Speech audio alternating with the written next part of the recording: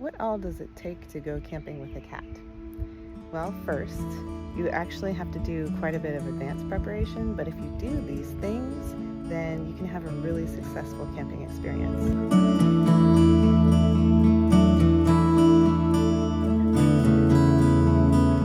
First is making sure that you have some kind of backpack and a crate. So we have a canvas crate.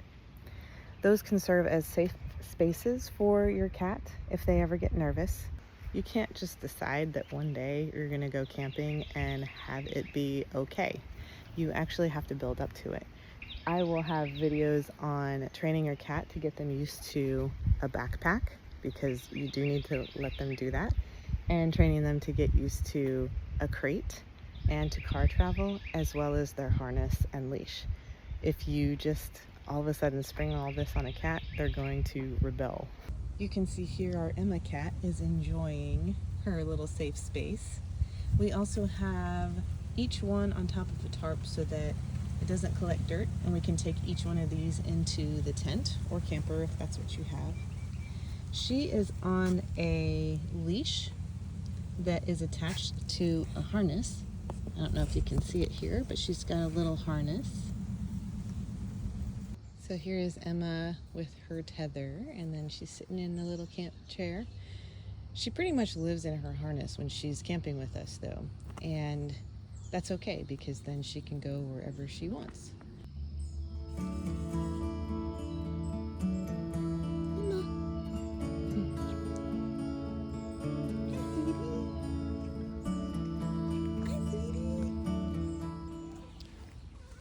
Attached to the leash is a carabiner.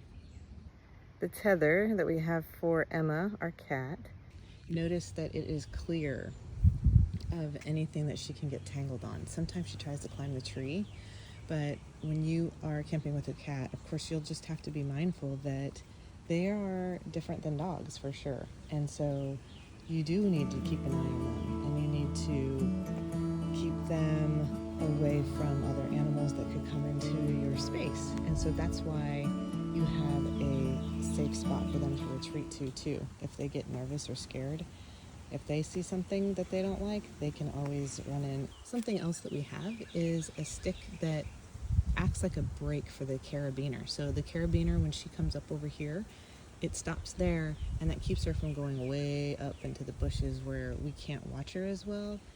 And then over here we have our sweet dog. She is also on a tether line. She does great with it too, and it helps to keep her from getting tangled. I wanted to share something that I learned just on this camping trip. So we're at the beach, and some folks came to our campsite earlier today, and she got really nervous running on her tether. So you can see it in the background here. She was running back and forth on the tether, and then went into her backpack. Now we use the backpack for transport, to bring her to and from the car, and also to hook her to the tether without her getting loose. But what I didn't realize was that when she gets really nervous, so new people, and this is her temperament, cats are all different, but new people in our space really sends her into a nervous state. I didn't have her canvas crate playpen out. You can see there is a kitty in there. Let's see. There's a paw. And there's a nose. Hello. She didn't have this earlier today. It was still in our tent. We use this in our tent as well.